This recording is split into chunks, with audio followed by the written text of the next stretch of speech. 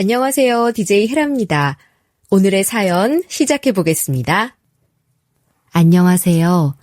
저는 50대 초반의 주부이자 닭 백숙집 사장이에요. 저는 지금 혼자서 식당을 운영하고 있는데요. 제가 운영하고 있는 식당은 맛집으로 소문이 나서 장사가 잘 되는 편이에요. 얼마 전까진 저에게도 남편이 있었어요. 그런데 그 남편이라는 인간이 젊었을 때는 건축 관련 일을 했는데 제가 운영하는 식당이 잘 되자 자기까지 일할 필요가 뭐가 있냐며 일을 때려치웠어요. 그 뒤로 집에서 놀기만 하더라고요. 남편은 성실과는 거리가 먼 편이었거든요. 하지만 그것 때문에 이혼을 한 건 아니에요. 더 어이없고 배신감을 느낄 만한 일이 있었죠. 그 이야기를 해드리기 위해서 이렇게 사연을 보내게 됐어요. 저희 시댁은 시모와 시아버지가 자식들에 대해 아주 반대되는 의견을 갖고 계신 분들이에요. 시모는 자식들이 무슨 잘못을 했든 무조건 감싸고 돌고 시아버지는 그래도 잘잘못을 정확히 따지시는 분이에요. 물론 저는 무조건 자식 편만 드는 시모보단 아버님이 더 이해가 됐어요.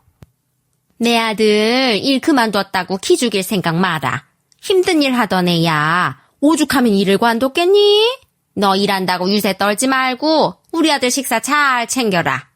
시모는 일을 그만둔 남편을 나무란 적이 단 한 번도 없었어요.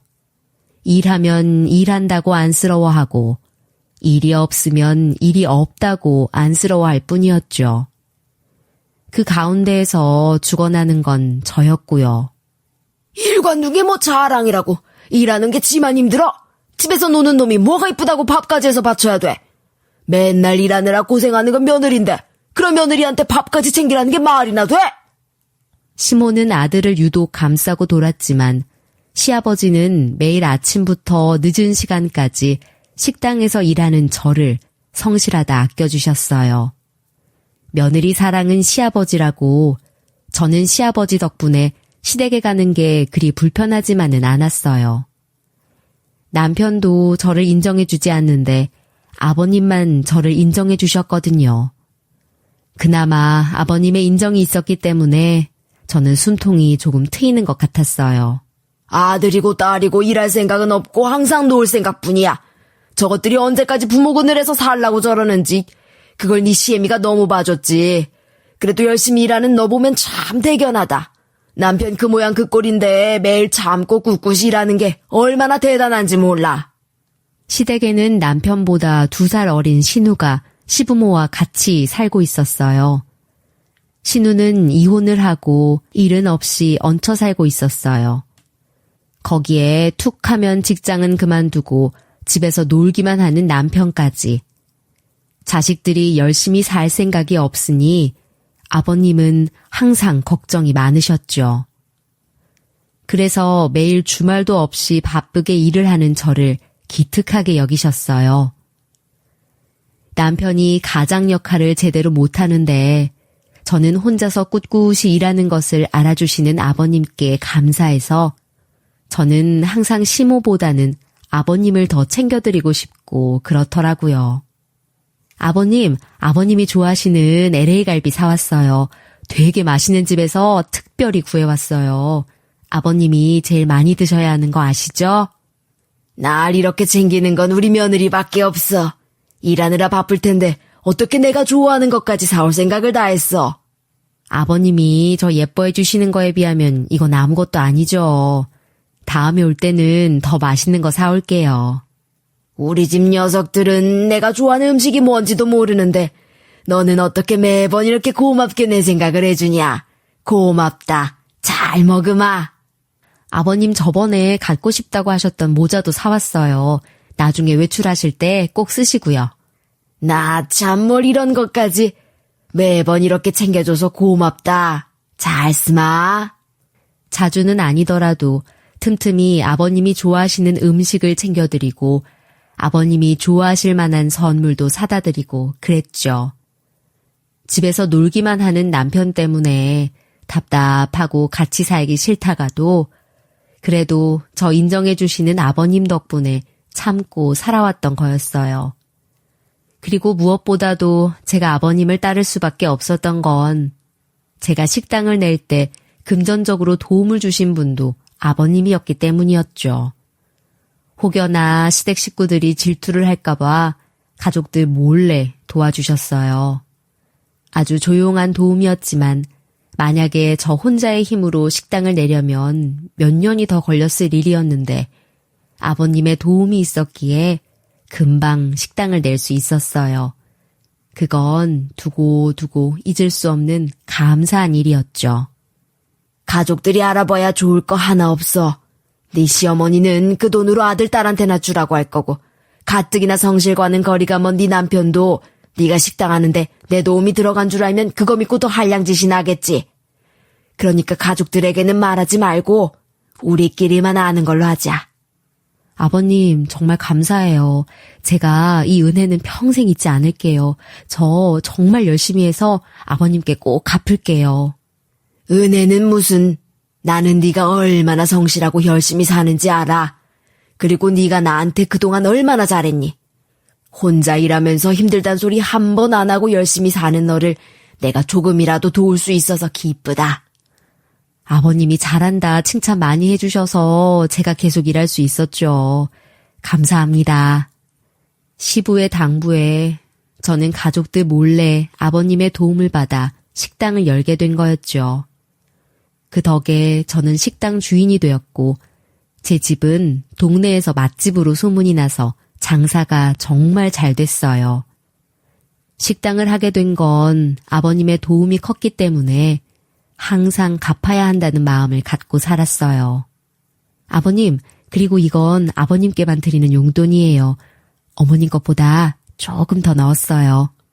우리 집에 어떻게 이런 복덩어리가 들어왔을까. 용돈을 내가 줘야 하는데 받기만 하니 내가 미안하다. 그런 말씀 마세요. 제가 누구 덕에 이렇게 식당 주인이 되었는데요. 아직은 소소하지만 언젠간 제가 꼭 크게 보답할게요. 보답할 생각하지 말고 너 잘 살 생각만 하면서 살아. 나는 그거면 됐다.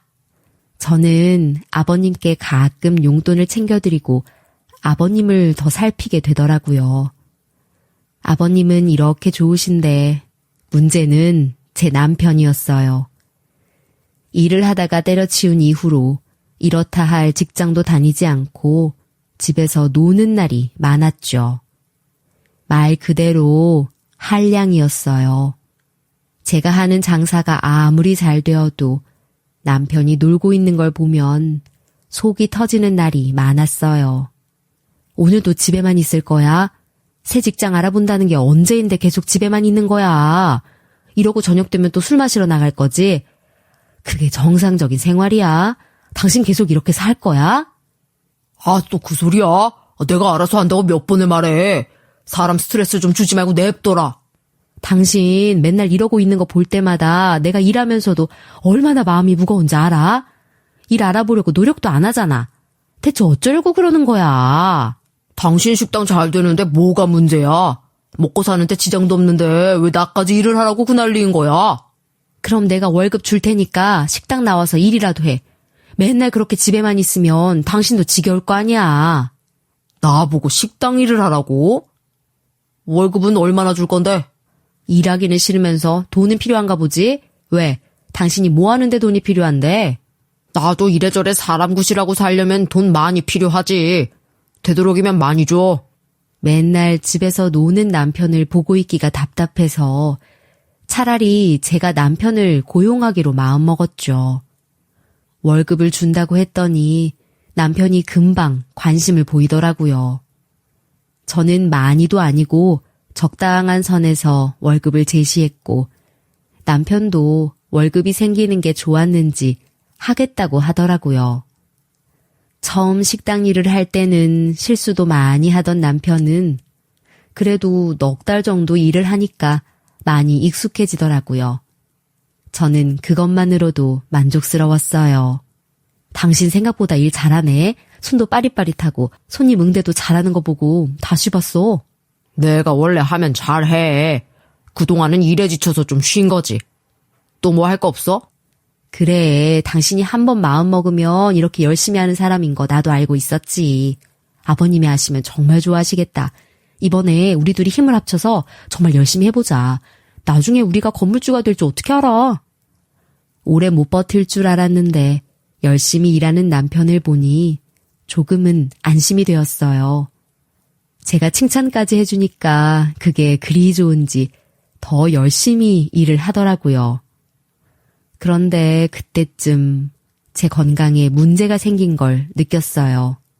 손과 손목이 평소에도 좋지 않았는데 너무 욱신거려서 병원에 갔다가 의사의 말에 기운이 빠지더라고요. 류마티스 관절염입니다. 스트레스를 많이 받아도 생길 수 있기 때문에 강도 높은 노동보다는 휴식을 취하시는 게 좋을 것 같습니다. 의사는 류마티스 관절염이라고 했어요.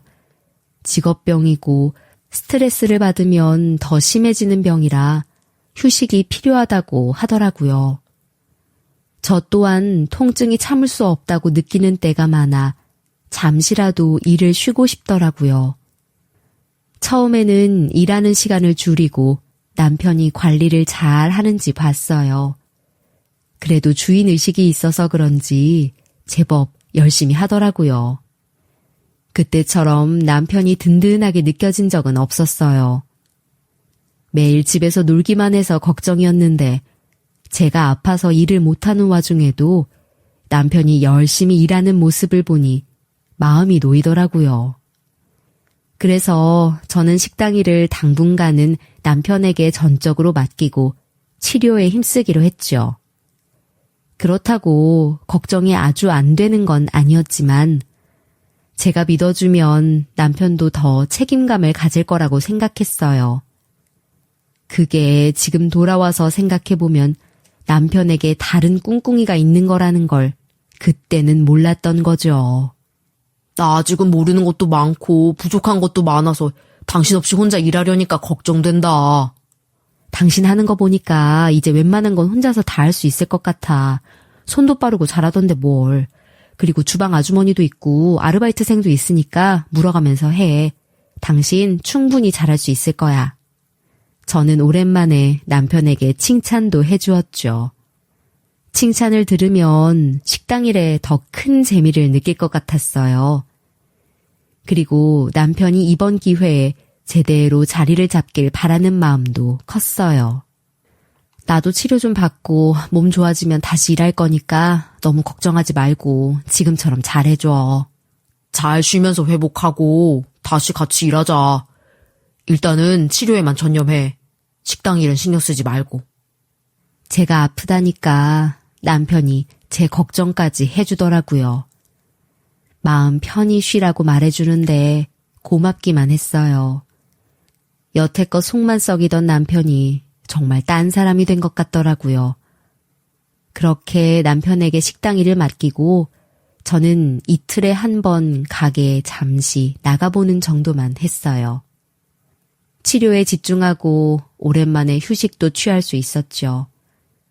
물론 맨날 일하던 사람이 일을 하지 않으니 좀 답답하긴 했지만 그런대로 좋았어요.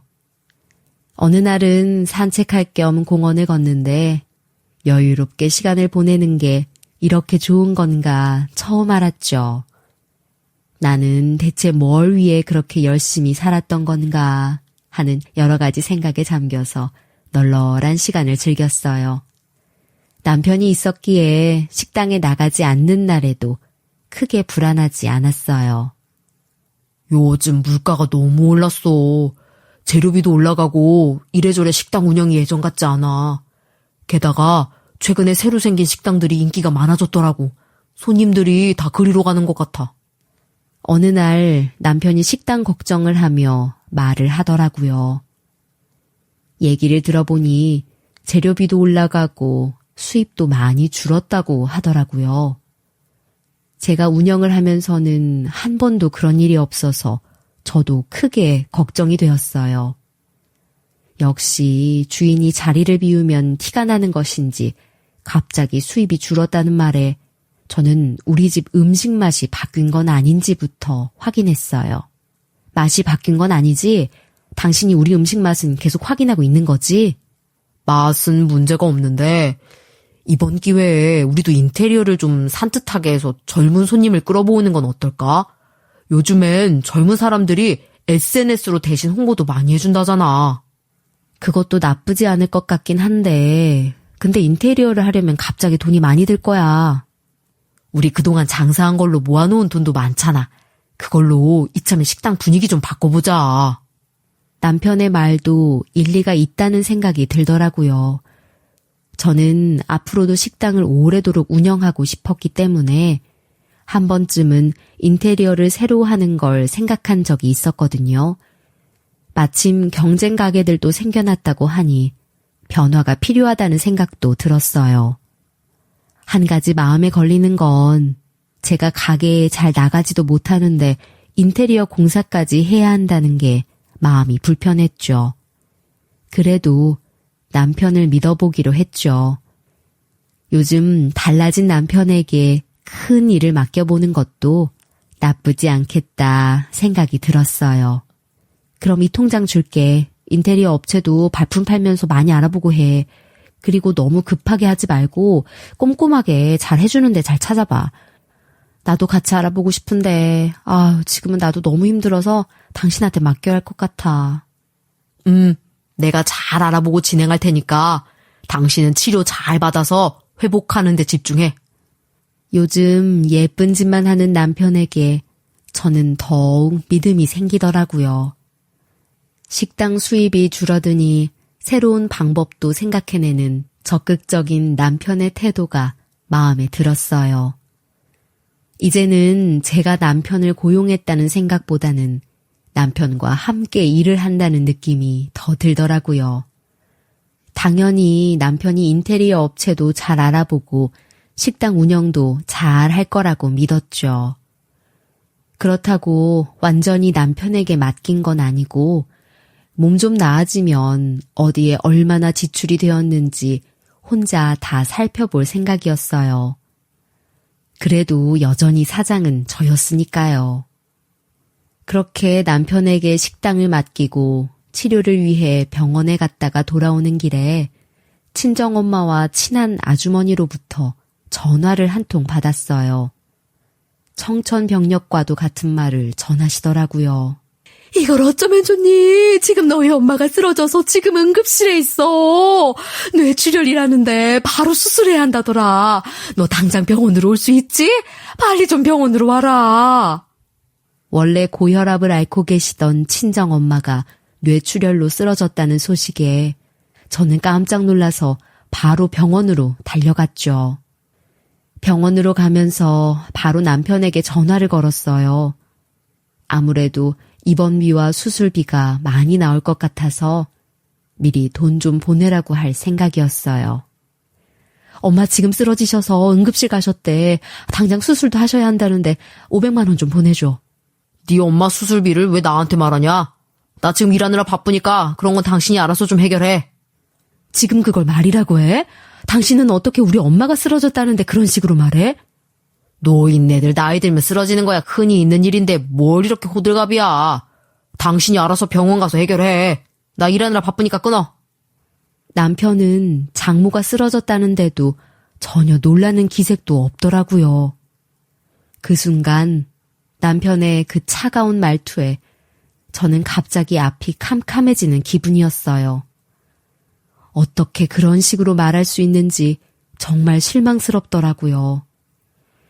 요즘 계속 든든하게 저를 도와주던 남편이 그런 식으로 나오니까 기가 막히더라고요. 저는 일단 병원으로 향했어요. 수술은 바로 진행되었고 저는 병원에서 엄마의 수술이 잘 되기만을 기다렸어요.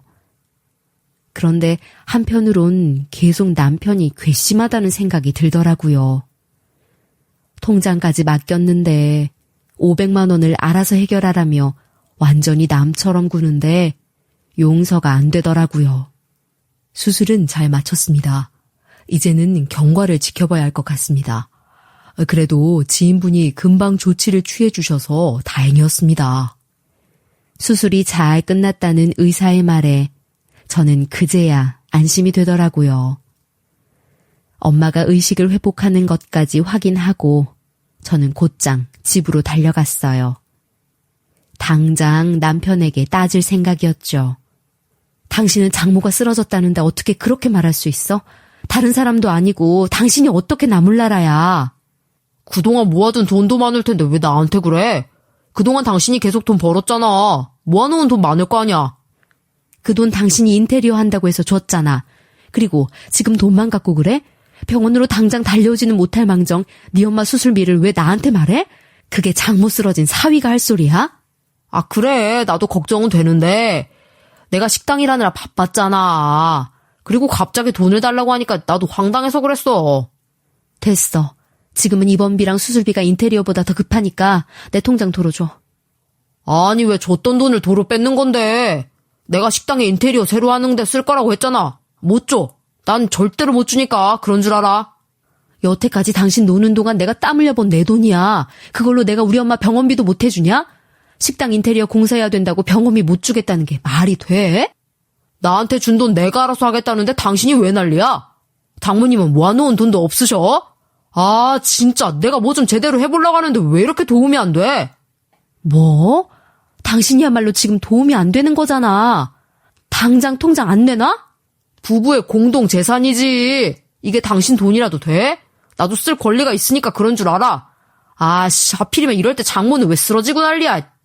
남편의 짜증 섞인 말투에 열이 확 받더라고요.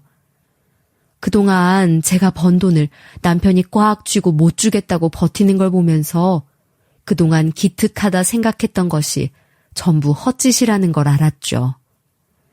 그렇다고 당하고만 있을 제가 아니었습니다. 저는 곧장 시댁집에 등기부 등본을 뗐습니다. 그리고 제 명의로 된 집이라는 걸 전부 스샷으로 찍어 시모와 신우 그리고 남편에게 메시지로 보냈어요. 시댁 식구들은 몰랐겠지만 그 집은 제 명의로 되어 있었거든요. 집을 내놓자마자 놀란 시모와 신우가 집까지 저를 찾아왔더라고요. 옆에는 아버님까지 모시고 와서 따졌어요. 그걸로도 부족했는지 가게에서 일하고 있던 남편까지 불렀더라고요. 이게 무슨 상황이야? 왜 우리 집 명의가 네 이름으로 되어 있는 거냐? 시모가 옆에 시댁가족과 남편까지 저를 애워싸고는 죽일 듯이 노려보며 묻더라고요. 마치 제가 무슨 사기라도 쳤다고 생각하는 것 같았어요. 그래서 저는 시댁집이 어떻게 제 명의로 된 건지 다 읊어줬어요. 여러분도 시댁집 명의가 어떻게 제 명의로 되어 있는 건지 궁금하시죠? 이게 어떻게 된 건지 설명을 하려면 3년 전으로 거슬러 올라가야 해요. 제가 가게 시작할 때 아버님이 시모 몰래 돈을 보태주신 걸 저는 항상 감사하게 여기며 언젠가는 갚을 생각을 하고 있었죠. 그러다 장사가 잘 되어서 지원받은 만큼의 이자까지 더해서 아버님께 드리려고 했더니 아버님이 거절을 하시더라고요. 됐다. 네가 내 자식들보다 더 내 자식처럼 잘해줬잖니. 자식이 부모한테 돈 갚은 거 봤니? 그러지 말고 너 돈 있으면 네가 우리 집을 사라. 그리고 그 돈은 내가 너한테 다시 주마. 시부가 유서의 집을 저한테 남긴다고 해봤자 시댁 식구들에게 집 빼앗길 게 뻔하니까 아예 제 명의로 집을 가지고 있으라고 하신 거예요. 그러면 자식들이 집을 건들지는 못할 거니까요. 아버님은 그렇게 해서 오히려 저에게 재산을 더 주시려고 하셨어요. 제가 그렇게 하는 건 안 될 것 같아요. 아버님에게 제가 받은 도움을 갚고 싶은데 어떻게 여기서 더 받아요. 제 마음이 편치 않아서 안 돼요, 아버님. 내가 자식놈들을 잘못 키워서 그런다. 자식놈들 순도둑놈들이지. 내가 갖고 있는 이 집하고 재산만 탐낼 생각들을 하니 정신교육을 좀 시켜야겠어.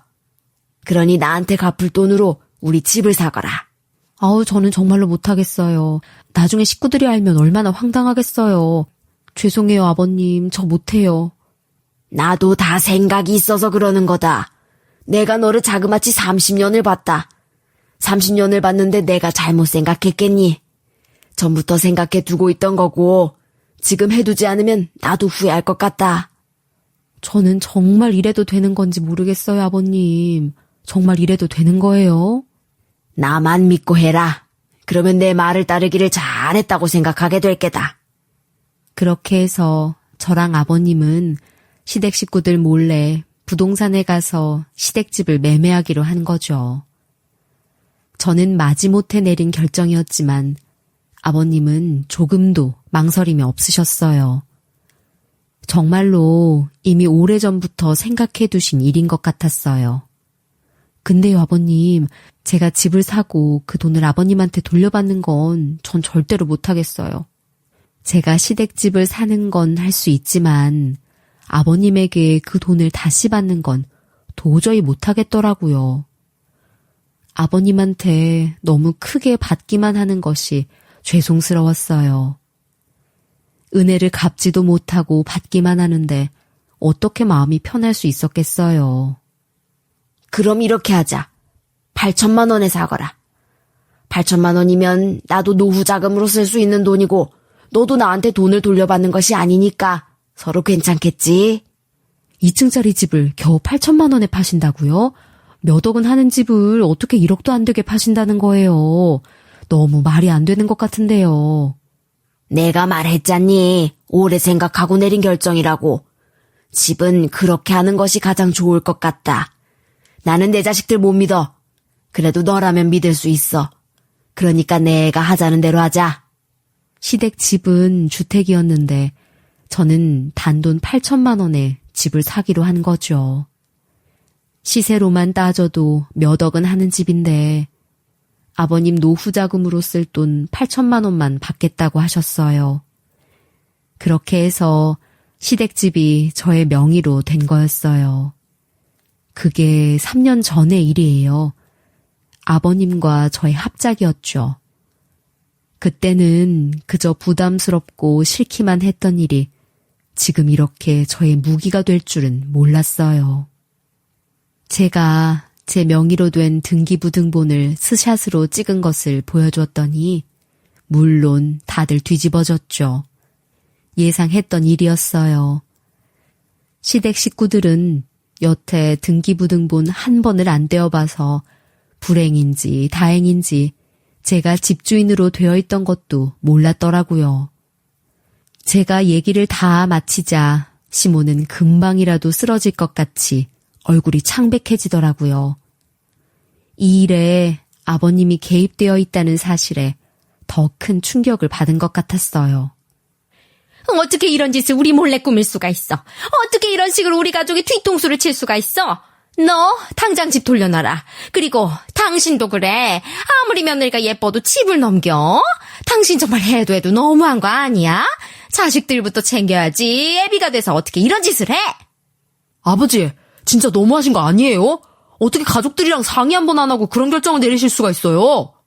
시댁 집이 제 명의로 됐다는 사실에 멍한 얼굴로 있던 남편도 아버님에게 소리를 쳤어요. 유독 지 시애비만 그렇게 챙기더니 이런 짓을 꾸미고 있던 거였어? 저렇게 영약한 게 며느리라고 들어왔으니 내 자식들 불쌍해서 어떡하냐? 널 내가 가만둘 것 같아, 이 나쁜 년아! 시모가 분한 마음을 참지 못했는지 저를 향해 막말까지 하더라고요. 자식 생각만 끔찍하게 하는 시모다운 반응이었어요. 그래서 솔직히 놀랍지도 않더라고요. 머리채를 잡히지 않은 것이 신기하다고 생각했죠.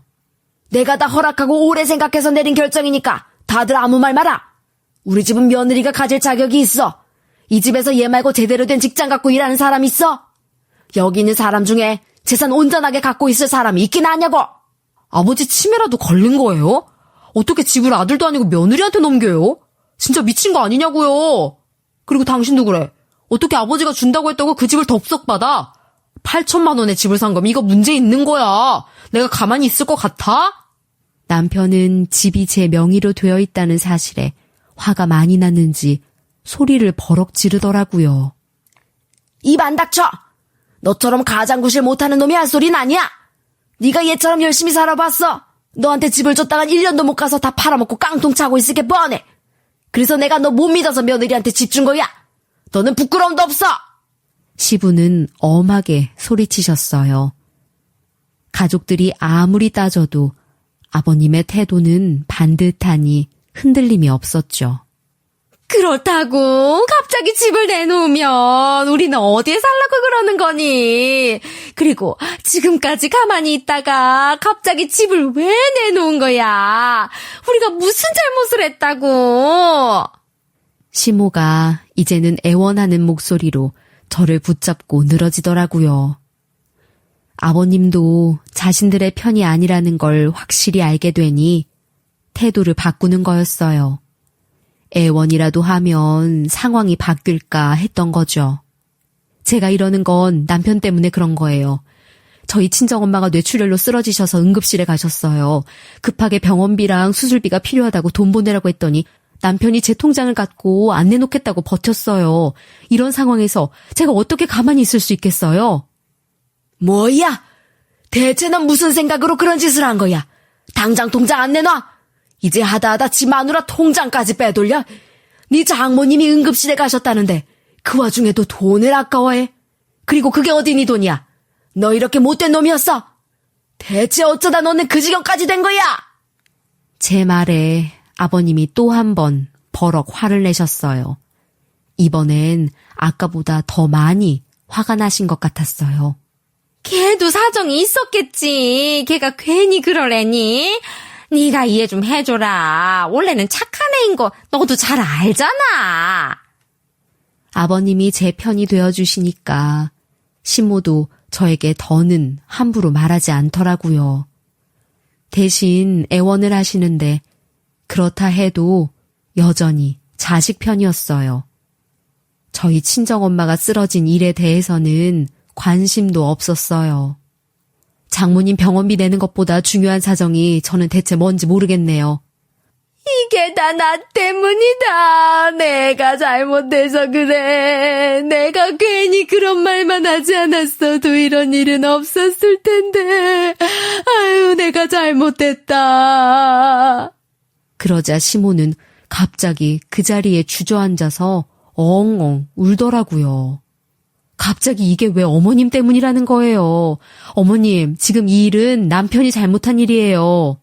아니야, 나 때문에 이런 일이 생긴 게 맞아. 아유, 내가 크루즈 여행 가고 싶다고 때를 써서 그래. 우리 효자가 나 그거 보내주겠다고 갑자기 네 식당에서 일을 하더라. 나는 우리 아들이 이제 일도 하고 그러니까 여행 좀 가고 싶다고 했어. 그랬더니 어떻게든 여행 보내주겠다고 하더라. 우리 아들이 효심이 깊잖니. 나 여행 보내주려고 걔가 그런 것 같다. 내가 여행 필요 없다고 할 테니 너도 집 내놓은 거 취소해. 크루즈 여행 얘기는 처음 듣는 말이었어요. 갑자기 왜 크루즈 여행 얘기를 하시는 건지 이해할 수가 없었죠. 남편의 얼굴을 바라봤더니 난감해하는 얼굴이더라고요. 저에게 비밀로 하고 무언가 일을 꾸민 거였죠. 엄마, 그래도 크루즈 여행은 가야지. 내가 보내준다고 했잖아. 내가 엄마 그거 보내주려고 통장도 받아서 이제 예약만 하면 되는데 이제 와서 안 간다고 하면 어떡해. 남편의 기가 막히는 얘기를 듣고 저는 얼이 빠지는 기분이었어요. 제 돈으로 자기 엄마 크루즈 여행을 보내주려고 했다는 말을 들으니 어이가 없었죠. 그것 때문에 친정엄마의 병원비를 안 주려고 했다는 게 너무나 괘씸했어요. 모자가 자기 아들 생각, 자기 엄마 생각만 하느라 주변에 피해를 주고 있다는 건 전혀 모르고 있더라고요. 크루즈 여행이요? 아니, 그럼 우리 엄마는 생사를 오가는데 크루즈 여행 때문에 병원비도 안 내놓겠다고 그 난리를 친 거야? 당신 인테리어 때문에 돈 가져갔던 거 아니었어? 인테리어도 하고 우리 엄마 크루즈 여행도 보내주려고 했어. 우리 엄마 예전부터 크루즈 한번 타보고 싶다고 했는데 솔직히 당신 돈 많이 벌었는데 우리 엄마한테 해준 거 없잖아. 그래서 내가 대신 효도하려고 했던 거야. 어떻게 이런 짓을 하고도 효도라는 말을 할 수 있는지 남편의 이기심에 저는 치를 떨었어요.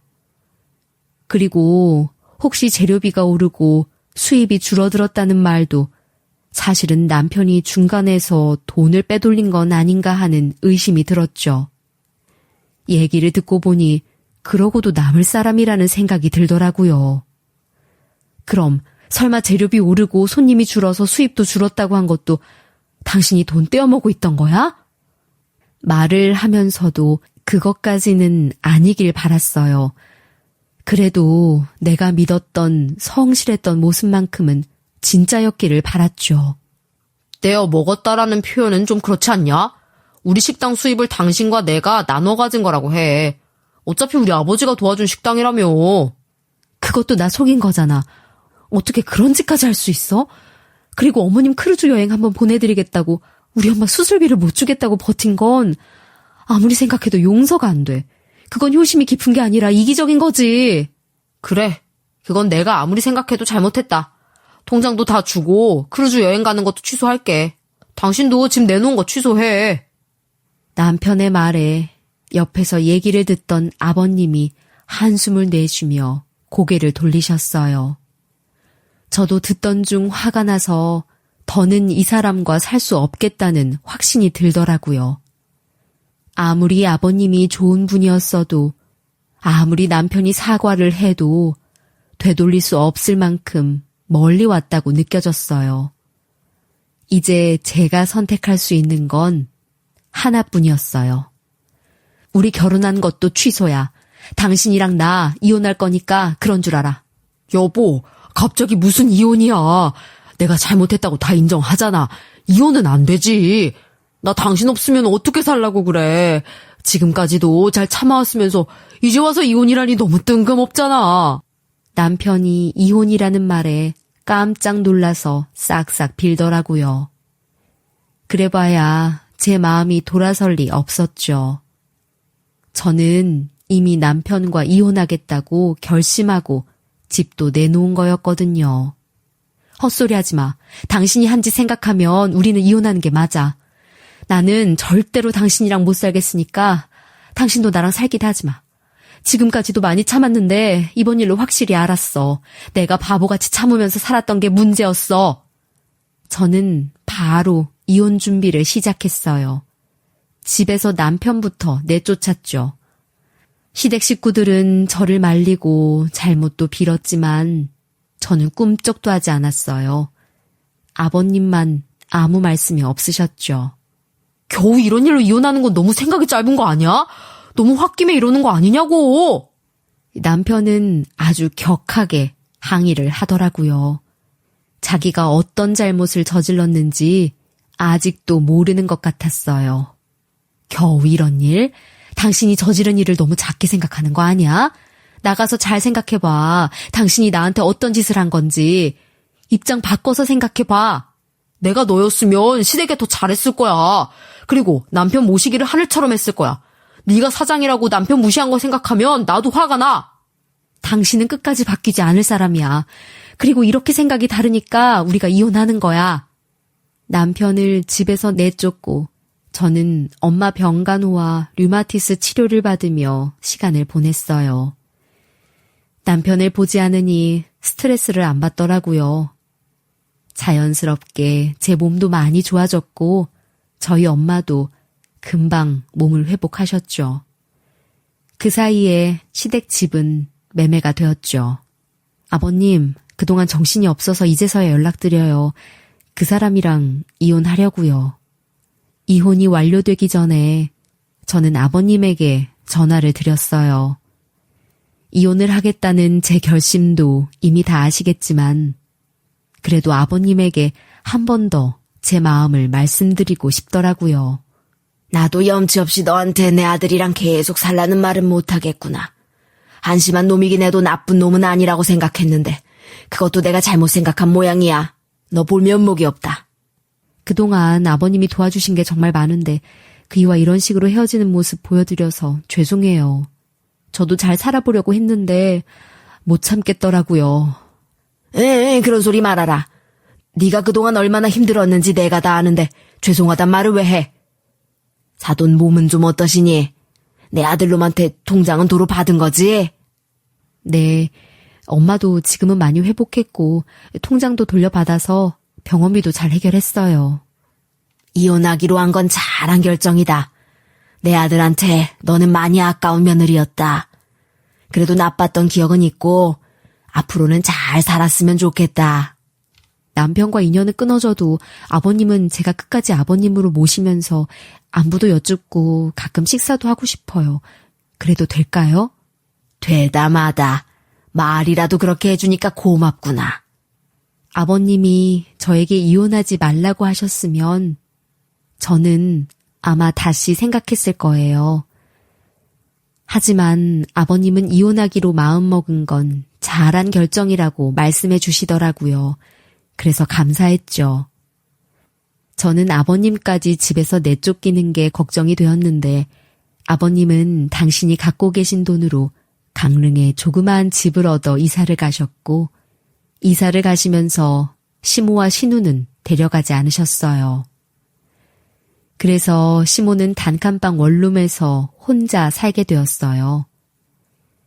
아버님 말씀에 의하면 이혼은 아니고 조론이라고 하시더라고요. 시모는 쉽게 받아들이지 못했지만 아버님이 워낙 단호하게 나오니 울면서 받아들였다고 했어요. 그 사이 저는 이혼을 진행 중이었고 거의 다 마무리가 되어가고 있는 상태였죠. 내가 잘못했다. 전부 내 잘못이다. 우리 아들 이렇게 버리지 말고 다시 합치면 안 되겠니? 그동안 잘 참았는데 이제 와서 이혼하면 너무 아깝지 않니? 그날 일을 겪었는데 뭐가 아깝겠어요. 이번 일 알고도 남편이랑 제가 어떻게 다시 합쳐요. 이미 끝난 얘기예요. 걔 요즘 엉망으로 망가졌어. 다른 식당에 취직했는데 사장 노릇했다가 금방 잘리고 또 다른 식당에서 일하다가 재료비에서 돈 떼먹은 거 걸려서 잘렸어. 경찰에 신고당하지 않은 게 다행이었다. 그래도 너랑 20년 넘게 살아온 남편인데 남편이 이렇게 망가지고 있다는 게 너도 힘들 거 아니야. 시모는 저에게 전화를 해서 틈틈이 시댁 상황을 알려주었어요. 남편이 얼마나 안타깝게 살고 있는지 저에게 알려주면 제 마음이 바뀌지 않을까 기대하시는 것 같더라고요. 택도 없는 일이었죠. 저도 그나마 남편이 착해서 같이 살았던 거예요. 마지막에 얼마나 이기적이고 나쁜지 알게 돼서 이혼하려는 거죠. 저는 다시 합칠 생각 추호도 없어요. 그러지 말고 합치는 거 다시 생각해봐. 나이 50에 혼자 살기라도 할 거냐? 네가 불쌍한 놈 구해준다 생각하고 둘이 합쳐. 그 놈은 너랑 살아야 사람 구실이라도 할 수 있어. 저는 들은 척도 하지 않았죠. 저는 나이 50이 되도록 남편과 지인작에 헤어지지 않은 걸 후회하면서 살았으니 시모의 말이 들리지 않더라고요. 어머님, 저는 혼자 사는 게 뭐가 나쁜지 모르겠어요. 그리고 제가 왜 희생까지 하면서 그 사람을 구해야 해요? 그 사람 일 없이 한참을 지냈고 저 그때도 많이 힘들었는데 그동안 참았어요. 이제는 참고 살고 싶지 않아요. 네가 다시 합치면 네 시애비도 나한테 다시 돌아올 것 같다. 그래서 내가 이렇게 염치불고 너한테 연락해서 부탁하는 거야. 어머님이 자식을 너무 예뻐만 하시는 게 이렇게 극단적인 상황을 불러온 거예요. 어머님이 그렇게 아들 챙기시는 동안 그게 저에게 상처가 될 거라는 생각은 미리 안 하셨어요? 그리고 오죽하면 아버님이 가족들 다 두고 혼자서만 강릉으로 가셨겠어요. 아버님과 다시 잘 지내고 싶으시다면 엉뚱한 저한테 말씀하지 마시고 아버님이랑 진지하게 대화를 나눠보세요. 저는 전화를 끊었고 그렇게 며칠 안 돼서 남편과 이혼을 했어요. 너도 참 독하다. 어떻게 기어 이혼을 하냐? 어떻게 내 자식을 둘이나 이혼하게 해? 이혼을 하고 나니 시모는 분함을 이기지 못하고 저에게 또 전화를 했더라고요. 남편이 시킨 건 아닌가 하는 생각이 들었죠. 저기요, 잘못을 누가 했는데 제 탓을 하세요? 제가 왜 이혼까지 했는지 아시면서도 그렇게 말씀을 하세요? 자, 반말 말고 다시 합쳐. 이 정도 했으면 충분히 했어. 내 아들 지금 폐인되기 직전이야. 네가 살려내. 제가 왜요? 제가 왜 그런 희생까지 하면서 다시 합쳐요? 저한테 아무리 애원을 해도 바뀌는 건 없어요. 내가 애원을 하길 바라는 거냐? 얼마든지 한다. 네가 원하면 애원할 수 있어. 싫어요. 그동안 충분히 실망했고 충분히 생각해서 내린 결정이에요. 이 전화가 마지막일 것 같으니까 전 남편에게 이 말 좀 전해주세요. 돈을 많이 벌고 못 벌고가 중요한 게 아니고 떳떳하게 살라고요. 다시는 연락하지 마세요. 저는 다시는 연락하지 말라고 딱 잘라 말했죠. 이후로 휴대폰 번호도 바꾸고 이전 시댁과는 인연을 끊었어요. 딱 한 분만 빼고요. 아버님, 강릉은 요즘 날씨 어때요? 혼자 계시는 거 불편하진 않으세요? 그 어느 때보다 잘 지낸다. 날씨도 쾌청하고 아주 좋다. 너는 잘 지내고 있지? 사돈 건강도 많이 좋아지셨어? 항상 마음에 걸렸다. 응급실에 계시는데 내 아들이 병원비 안 내겠다고 버텼다는 게 참 부끄럽기도 했다. 그건 이제 마음에 담아두지 마세요. 엄마도 거의 예전 모습으로 몸도 회복하셨고 저도 장사 여전히 잘 되고 정말 잘 지내요. 아버님 좋아하시는 LA 갈비 가지고 강릉에 한번 찾아뵐게요. 네가 와준다면 나야 고맙지. 이번 주말에 한번 오는 건 어떠냐? 그럴게요. 아버님, 제 은인인 거 아시죠? 제가 앞으로도 자주 찾아뵈러 가도 되는 거죠? 바쁜 사람 힘들게 강릉까지 왜 와? 그래도 온다면 내가 맛있는 거 사주마. 아버님과는 자주 연락하면서 지내고 있어요. 저에게는 그저 전시아버지가 아니라 제 인생의 은인이시니까 종종 연락드리며 살펴드리고 싶더라고요. 단지 은혜를 갚기 위해서라기보단 맛있는 거 있으면 챙겨드리고 싶고 건강도 염려되는 그런 분이죠. 그리고 최근엔 장사가 더욱 잘 됐어요. 젊은 손님들이 SNS에 저희 가게를 올렸다고 하더라고요. 인테리어를 바꾸지도 않았는데 오히려 낡은 식당의 내부 모습이 젊은 손님들에게 더 인기가 있었어요. 그래서 그 어느 때보다 더 바쁘게 일을 하면서 지냈죠. 일이 바빠서 직원도 더 뽑았고요. 정말 기쁜 소식은 작은 건물도 하나 샀어요. 꿈에 그리던 건물주가 된 거예요. 이제는 몸이 많이 좋아진 저희 친정엄마랑 며칠 휴가를 내서 크루즈 여행을 다녀올 생각이에요. 그리고 조만간 엄마와 함께 아버님이 계신 강릉에도 찾아갈 생각이에요. 저는 남편과 이혼하고 마음이 그 어느 때보다 편해요. 사람은 고쳐 쓰는 거 아니라는 말이 있잖아요.